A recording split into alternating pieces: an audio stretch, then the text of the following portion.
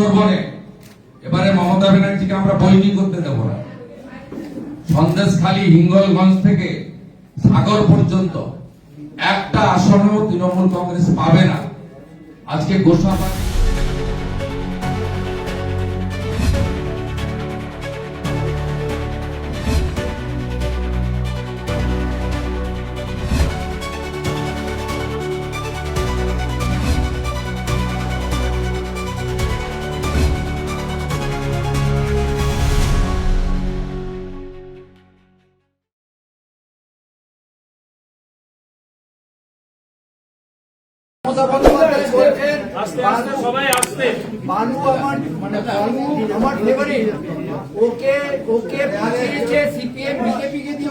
ফাঁসিয়েছে ওই দুর্নীতি ধরেছিল সিপিএম এর সময়।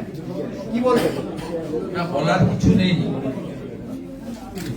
বলার কিছু নেই। পশ্চিমবাংলায় রেশন দুর্নীতি আপনারা নিজেরা জানেন যে স্বাধীনতার পরে সবচেয়ে বড় স্ক্যাম, 10,000 কোটি টাকার বেশি দুর্নীতি এতে হয়েছে। সেই দুর্নীতির যিনি মূলাধার সেই জ্যোতিপ্রিয় মল্লিক কয়েক বছর জেলে থেকেছেন। আজকে এই কথার মধ্য দিয়ে প্রমাণিত হয়েছে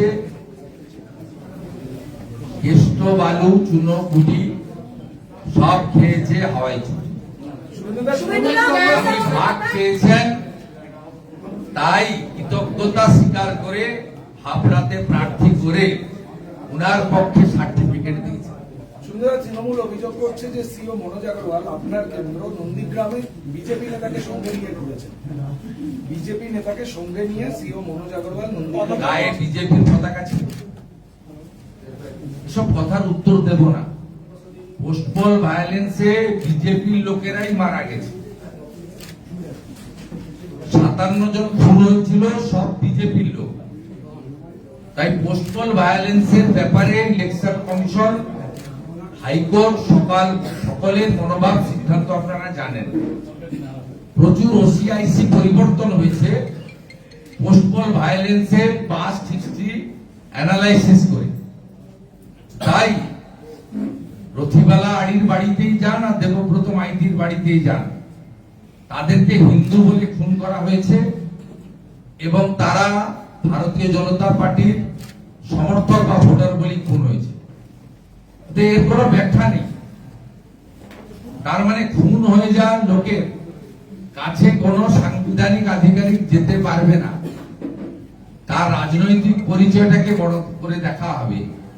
তার উপর যে অমানবিক অত্যাচার এবং দানবীয় সন্ত্রাসের শিকার হয়েছে সেই বিষয়টা বিচার্য হবে না। এই কথার মধ্যে তাই প্রমাণিত হবে।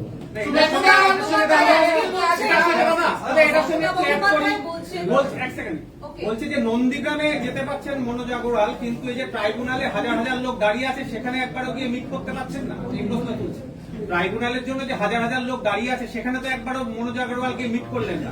মমতা ব্যানার্জিকে আমি আবার সুপ্রিম কোর্টে যেত।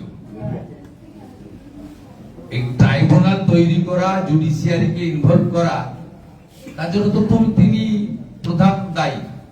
যাদের নাম বাদ গেছে, ভোট দিতে পারবেন না, এদের জন্য প্রধান দায়ী উনি। ইলেকশন কমিশনের কাছে বিচার্য বিষয় থাকলে তারা বিচার করতেন। জুডিশিয়ারির ইনভলভমেন্টটা তো ঘটেছে মমতা বন্দ্যোপাধ্যায়ের হস্তক্ষেপে। অর্থাৎ ট্রাইব্যুনালের কাছে যাওয়া না যাওয়া এটা মনোজ আগরওয়ালের কর্তব্যের মধ্যে পড়ে বলে আমার মনে হয় না। সরাসরি ইলেকশন কমিশন দেখছে না, সুপ্রিম কোর্ট দেখছে। ওনারা সুপ্রিম কোর্টে দুগালে দুটো থাপ্পড় খেয়েছেন। প্রথম থাপ্পড় খেয়েছেন, সুপ্রিম কোর্ট পরিষ্কার বলে দিয়েছে যে আপনারা জুডিশিয়ারি সিস্টেম অফিসারদের বিরুদ্ধে আঙুল তুলবেন না। দ্বিতীয় বলে দিয়েছেন 6 নম্বর ফর্ম ইটস অনগোয়িং প্রসেস, এটা নিয়েও প্রশ্ন করবেন। স্বাভাবিকভাবে এসব প্রশ্ন করা উচিত উনাদেরকে সুপ্রিম কোর্টে গিয়ে, মনোজ আগরওয়ালের কাছে। আজকে মমতা বন্দ্যোপাধ্যায় নির্বাচনী সভায় গিয়ে বলছেন যে 90 লক্ষ নাম বাদ দিয়েছে, ভালো কথা, কিন্তু কারোর সাংবিধানিক অধিকার আমরা কেড়ে নিতে দেব না। ভোটের আগেই প্রয়োজন হলে এদের নাম তুলবো, আবার সুপ্রিম কোর্টে যাবো বলছেন। আমরা লড়াই চালিয়ে যাব। এই যে নাম বাদ গেছে এই নাম বাদ যাওয়ার মধ্যে একটা বিরাট অংশের মৃত ভোটার রয়েছে। তাহলে মমতা বন্দ্যোপাধ্যায় চান 24 সাল 21 সালের মতো মৃত ভোটাররা যাতে ভোট দেয়, দ্বিজেন মুখোপাধ্যায় যাতে ভোট দেন, উনি এই কথার মধ্যে কিন্তু তাই চান। যারা স্বর্গে গেছেন তারা যেন এসে ভোটদান করেন।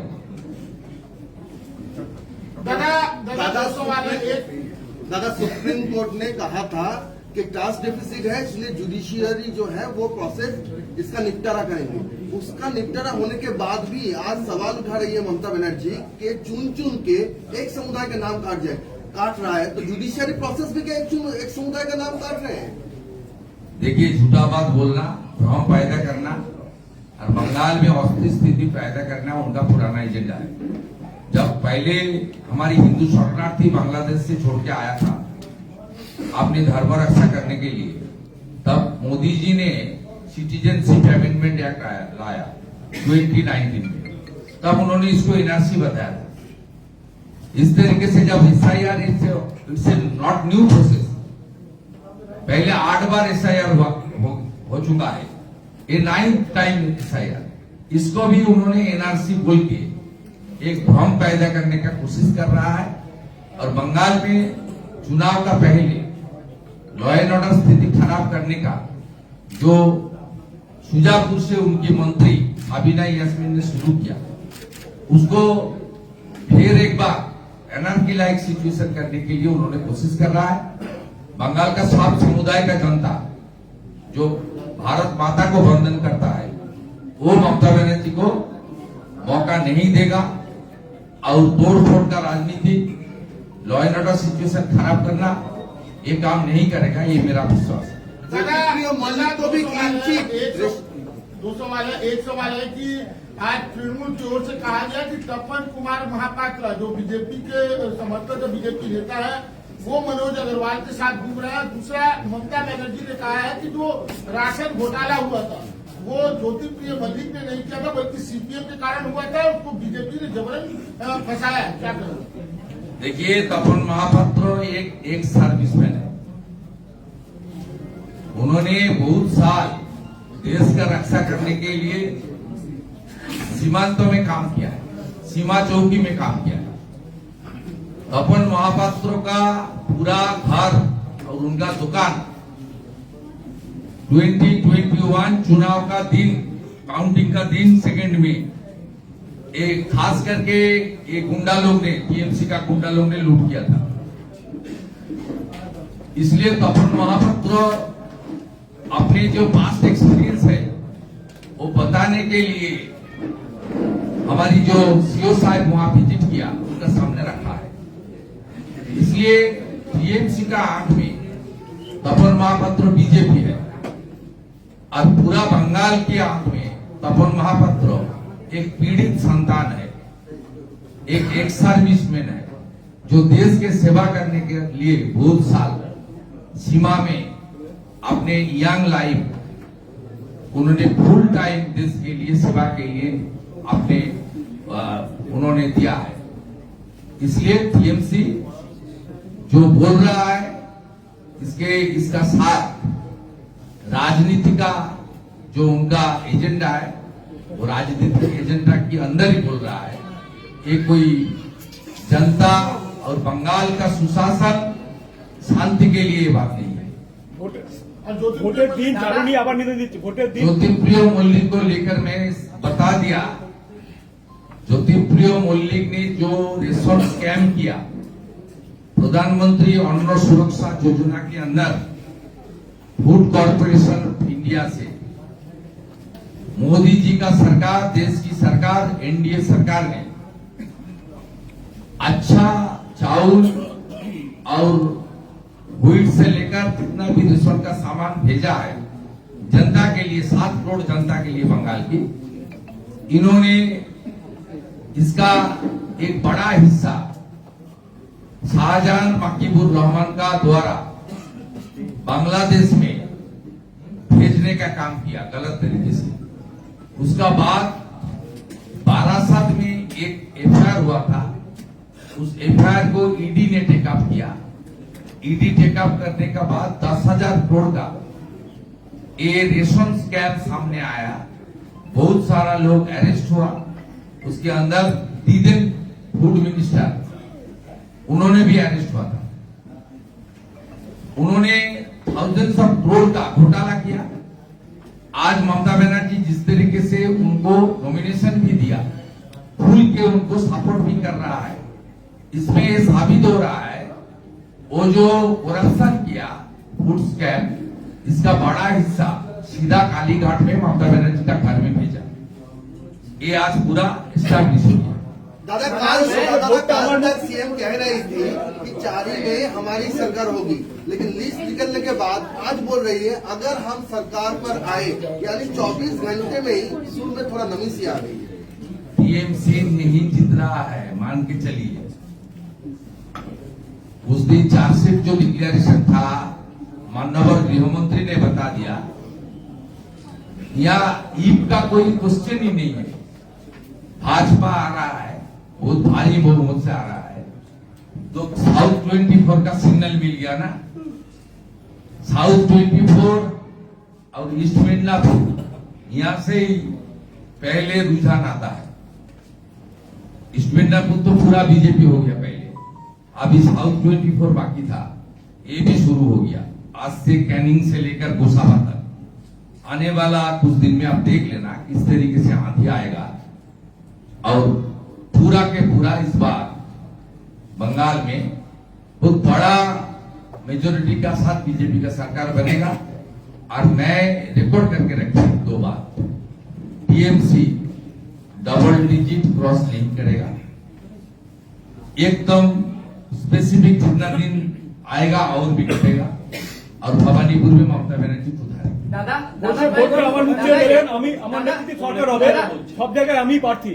दादा मैं न्यूज हाट बिहार से हूँ। काफी दिनों से कवर कर रहा हूँ यहाँ पे।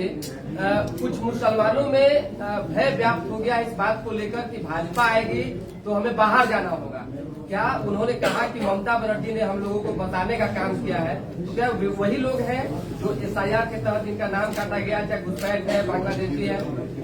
देखिए, ये सब मुसलमान का राय नहीं है, सबका नहीं है। कुछ ममता बनर्जी मुस्लिम समुदाय को 3 बार गलत तरीके से इस्तेमाल किया। एक बार 2019 में सीए को लेकर, उसका बाद नुपुर शर्मा का एक कमेंट को लेकर, फाइनली वॉकआउट अमेंडमेंट बिल को लेकर। लेकिन आप पिछले 6-8 महीने देख लीजिए, ममता बनर्जी एसआईआर को लेकर भड़काने का बहुत कोशिश किया, लेकिन ये लार्ज सेक्शन ऑफ मुस्लिम्स, उनका जो कॉन्स्पिरेसी, उसका चक्कर में नहीं आया। यहाँ मुस्लिम के बीच 3 तरीके से आपका विभाजन हुआ है। एक तो राष्ट्रवादी ताकत बन के आ रहा है जो चेंज होना चाहिए। मुसलमान लोग को ममता बनर्जी यूज करता है, जैसे हमारी खाना में तेज पत्ता आता है ना, उस तरीके से यूज करता है और उनको यूज एंड थ्रो करता है। इसलिए गरीब मुसलमान और एडुकेटेड मुसलमान इस बार चेंज का पक्ष में। और सेकेंड, रेडिकल ग्रुप वो हुमायूं कबीर और ओवैसी का साथ चला गया। वो हुमायूं कबीर बोल रहा है डिप्टी सीएम चाहिए मुस्लिम, और ओवैसी साहब बोल रहा है हमारी सीएम चाहिए। वो लोग चला गया है। और थर्ड जो पोर्शन है उसको निकालने का काम हम लोग करेगा। वो बांग्लादेशी घुसपैठिया है, ये भारतीय मुसलमान नहीं है। कोई भारतीय मुसलमान का साथ बीजेपी का विरोध नहीं है, वोट नहीं देता है तो दूसरा मान्य है। हम लोग, हमारे नेता अमित शाह जी ने बिहार का चुनाव का दौरान पटना में टॉक शो में बताया था, पहले टिकट, उसका बाद डिलीट, थर्ड रिपोर्ट। हमारी भारतीय जो नहीं है उसको तो पहले वोटर लिस्ट से नाम जाएगा, उसका बाद जो होगा तो होने वाला है। लेकिन आप लोग जो भारतीय आपका नाम नहीं है, मैं अपील करूंगा एज ए नेता प्रतिपक्ष, leader of opposition, please tribunal में अपील कीजिए आपका कागज ठीक है तो आपका नाम आने वाला दिन में उठ जाएगा। ममता बनर्जी का, सिद्दीकुल्ला चौधरी का चक्कर में मत पड़िए और भड़काने का काम मत कीजिए। आप देख रहा है कश्मीर से जिस तरीके से सीआरपी के कातिला अयोध्या तक आ गया है और अयोध्या से बंगाल 600 किलोमीटर दूर है, वो गया होते हुए घुस जाएगा।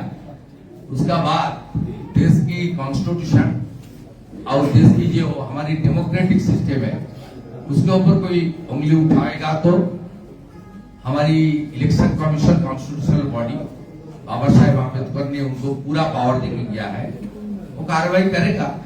और हम लोग जो बीजेपी है इलेक्शन कमीशन को कोऑपरेट करेगा।